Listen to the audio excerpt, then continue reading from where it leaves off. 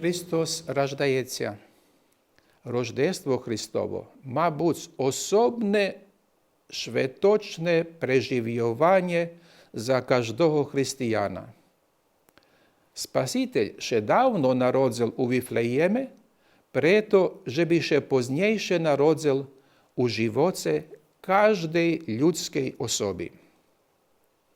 Беремо активну участь у богослуженнях у наших святочно прикрашених храмах, церквах, оспівуючи на окремий спосіб народження Божого Сина.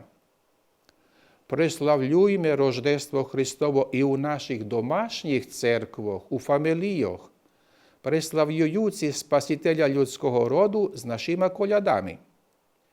Роздумуючи о світлу Рождества, пам'ятаємо, що хоч би яка була цмота нашого часу, після ночі настане світання.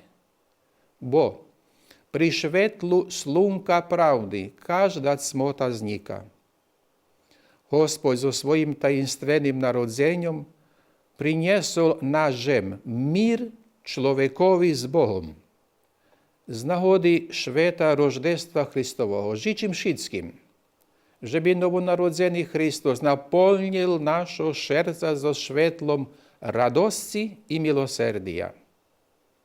Най тот благодатний час близькості Божої наповні наш живот з Його потримовку. Życzę wszystkim Божого благослову з нагоди Рождества Христового і щасливі 2023 новий рок.